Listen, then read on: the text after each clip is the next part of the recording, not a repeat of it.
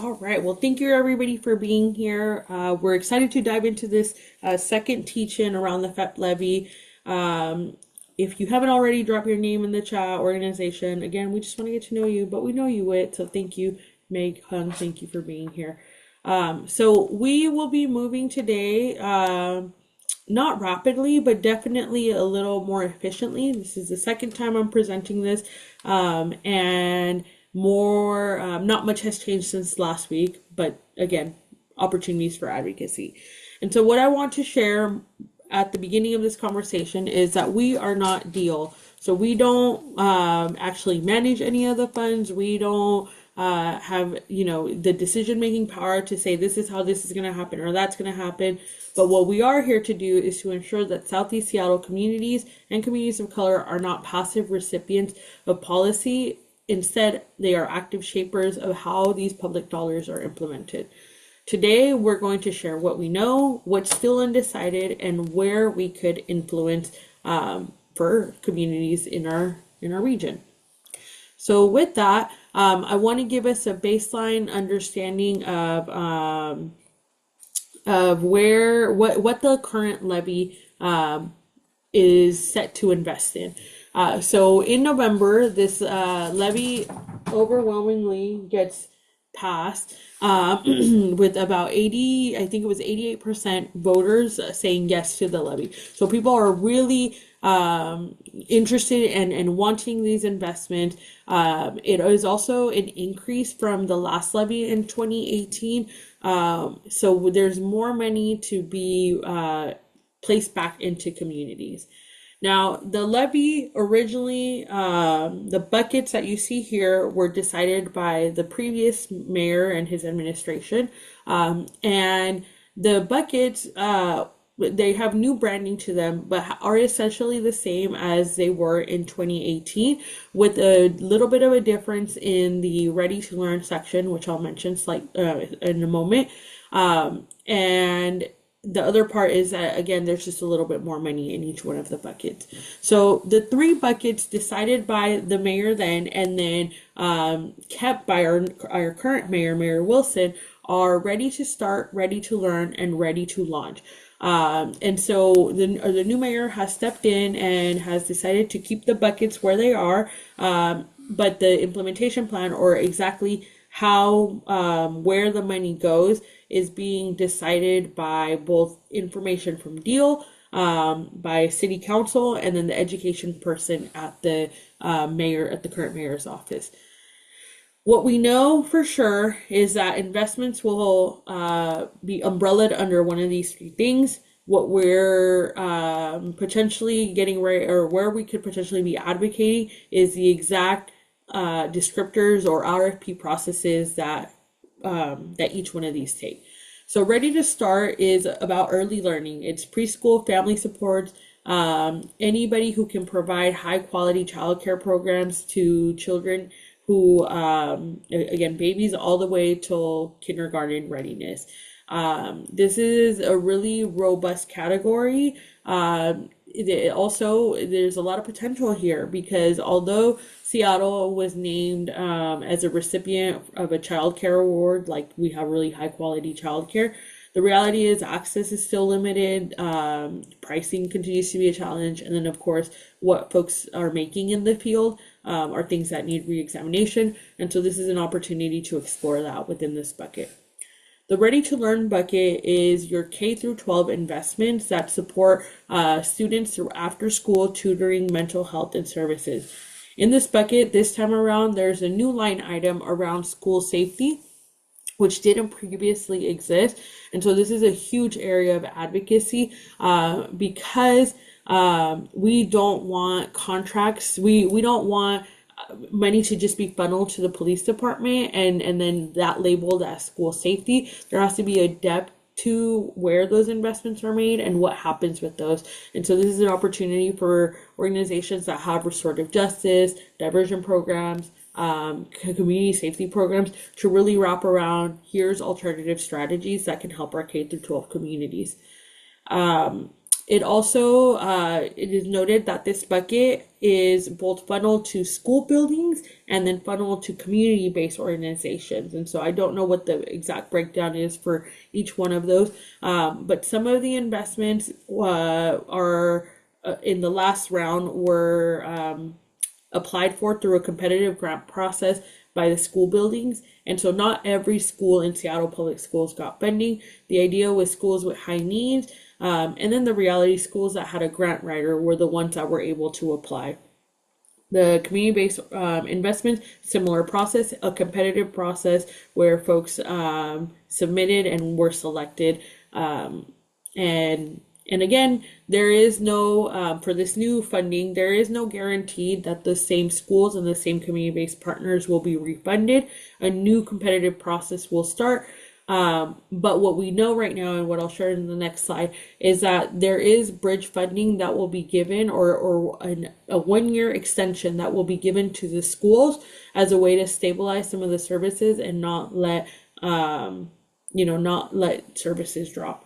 Something else to note in this bucket is that levies have been widely defined as they are enrichment, supplemental opportunities for students, and should not be funding school budget line items. But the reality is that oftentimes the money is used for school interventionalists or attendance folks, or a different number of roles within the budget. And so what is written in terms of the descriptor and what the reality is are disconnected. It's an area of debate, and I see an area of opportunity for advocacy. The last one is the ready to launch. So this is post-secondary options, so helping students access college and career pathways. This is given both to community-based organizations, but also to the community college system. And largely you will recognize this as the Seattle Promise, though there's a little elements here and there. Again, these buckets are policy design buckets. They are not necessarily the line items of what is how things are going to be spent, and that's the implementation plan. The implementation plan is where the actual line item of here's how much money is going here to this to that is happening, and that is what is currently being created by the there's a subcommittee on city council that is responsible for this. And I will also mention it's introduced by Deal, right? So they're not inventing it by themselves. So moving onward, I've already foreshadowed a few of the things that we know, but I want to mention where things stand from a community lens. So we know, again, the levy has passed. Everyone's excited.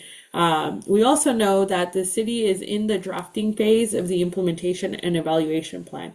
Last winter, there were several community listening sessions that Deal had.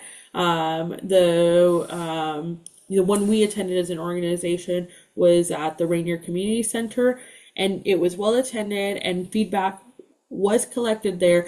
But as always, it's missing various perspectives. So those listening sessions have happened. It hasn't necessarily been as robust. So at the beginning of February, a few more sessions were held with Deal. There was also a survey that was circulating. I'm not sure if it's closed yet. Hung, if you could let me know if it's still open. But there are these places where folks have been able to intervene. And nonetheless, well, actually, I'll share that and what's still being determined. But what we do know is that, again, City Council will adopt the final implementation plan. We also know already that the year extension is expected for the schools during the transition, and that the official new levy starts in 2026 after August. So current funding from 2018's levy is set to conclude August 26th.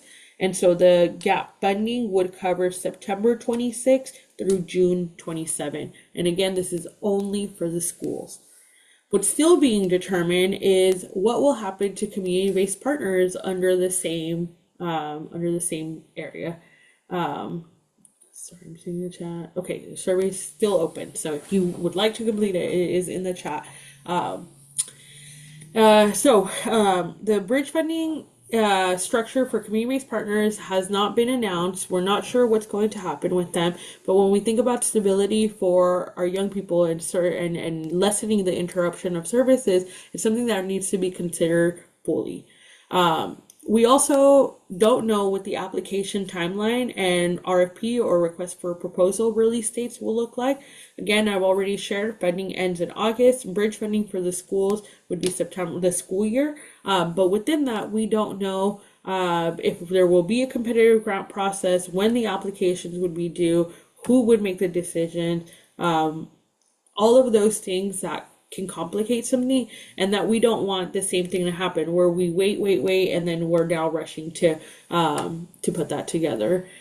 We also are unaware of the same requirements for school and community for community partners, which is mentioned there.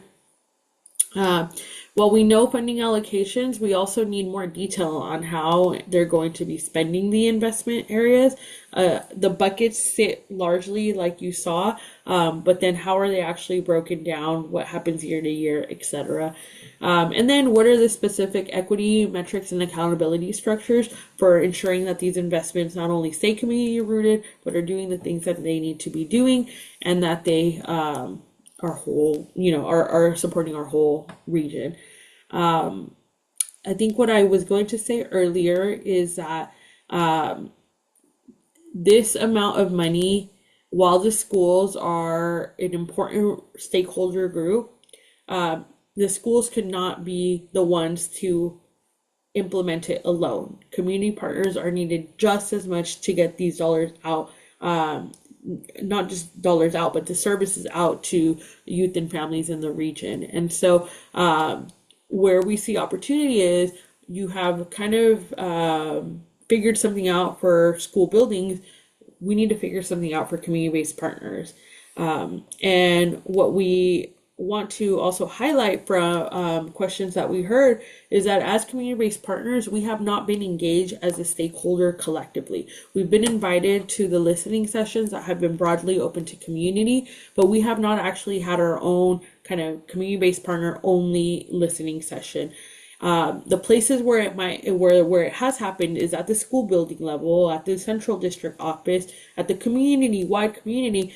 Some conversations with currently funded community-based partners, but not enough conversation with kind of those in service of the area.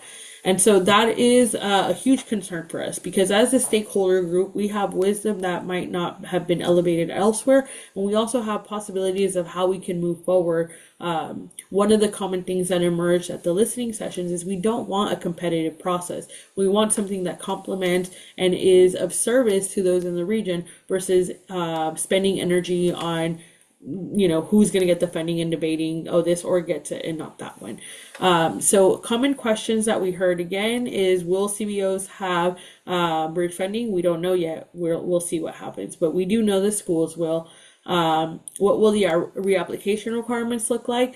Again, both will have to reapply, but there's new shifts and alignments that are being considered at deal, and so those need to be published for us to be able to really grasp them and make sure that folks are informed in community.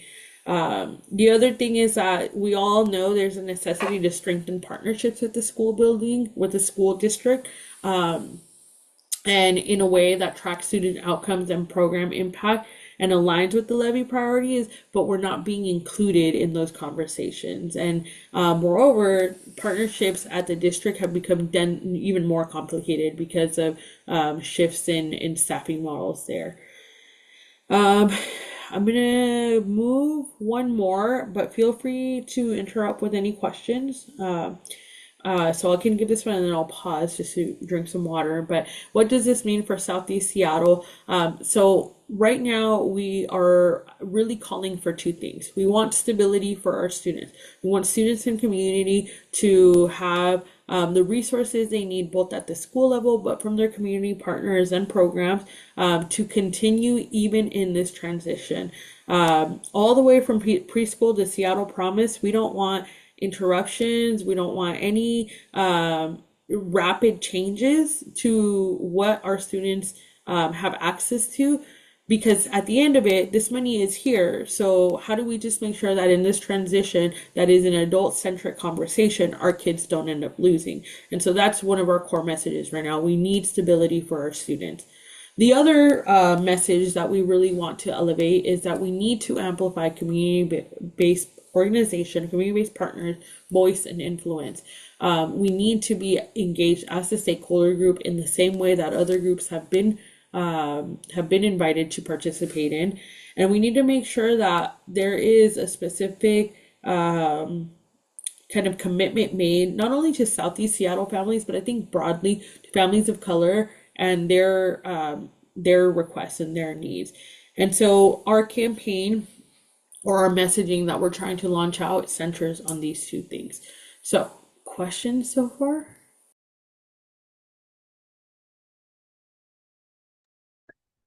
I have a question, but I can save it for later and or when the recording stops. Okay, no problem, no problem. I'll keep going kind of with the context and then we can add the question after. Um, So ultimately, here are ways that we're asking you all to influence this decision. So number one, we're asking folks to engage with City Council's Education and Oversight Committee. This in particular is influencing the perspectives of Councilmember Maritza Rivera, Councilmember Alexis Springs, and Councilmember Eddie Lynn. Um, all three of them are part of this committee, and it's headed by Maritza Rivera. Maritza Rivera is a firm believer that the levy is for enrichment and enrichment and extra supplemental activities. So being able to share with her in particular the stories of how you see that disconnect, what's actually happening at the school level, will be really powerful. Both Councilmember Alexis and Eddie are committed to communities of color, committed to education, and so for them, it's more of suggestions on what you hope could happen with the investment versus the connection of the supplemental funding disconnect. With that, we're also having folks attend or suggesting folks attend hearings, submit public comment, request meetings. So Deal, as mentioned, has hosted a few more listening sessions, and you can request one for your specific community. So if there's a group that you want to put them in front of, they are available, and I'm happy to help liaise on some of that. There's still a survey that's circulating. And then we are watching the city council meetings and we'll be putting out alerts when it gets time for us to say, let's go to city council together to provide public testimony. We also always will make it accessible so that if you can't attend, you can at least submit your written messaging. And then the other part is we want to act collectively as a coalition. So we would like to put out a joint message together that kind of centers the two previous stances, stability for our kids and engaging community-based partners, community leaders as a collective stakeholder group. And so part of that will be in our shared messaging and a visibility campaign is what we're imagining. And so we've been trying to collect people's logos and trying to, again, this is the umbrella of who's suggesting some of these things. This last one I accidentally copied from another one, but these are the kind of the three big places that we want to influence. And ultimately really anchored in why we're mobilizing. The hope here is we're protecting our community's students. So we want to make sure everyone has access. We want to make sure that there is collective care and coordinated safeguards for community, and the levy is a massive safeguard for our young people. And so in this next year, while adults are having conversations, we don't want any instability in what is offered to our young people. I think there's a necessity for us to discuss and re-envision how a levy could be more impactful, but it should not be at the expense of our young people. We also want to organize our collective power. Our coalition has influence, but it only has influence if we come together. So this is part of our education campaign. Like, we want to make sure you all are aware of what's happening. We want to hear your stories, and we want to be able to build our messaging collectively, so that y'all can focus on the direct services and the direct programming you offer young people. And ultimately, we want to move together to shape decisions. So I know folks have already gotten involved with some advocacy. I'm thinking in particular about PTA, for example, that have been really leading the advocacy for bridge funding for the schools. Like, that's great. And we now need to keep coming together because that funding at the school level only covers so much. We need to make sure that it is robustly covering the region. And so, given these priorities, what actions can we take as organizations or leaders of different places, and how can we coordinate as a coalition? And so that was a discussion question. But I think I'll sign off here before stopping the recording to say, our key takeaway, what I hope you walk away with today after listening to this, is we want students first. We want collective power to come together to form strong partnerships. And we want to say that our actions will matter, and that by getting really informed and then moving together, we can influence something that has been a reoccurring issue, because a similar challenge happened in the 28 transition where there was no bridge funding accounted for, and then kind of debates emerged just as they are emerging today. And maybe we can coordinate better so that we can focus on serving students. So in our next steps, we're gonna be sharing messaging to Deal and City Council. We have some email templates that need to go out so that this can make it easier for folks to reach out to their City Council representatives.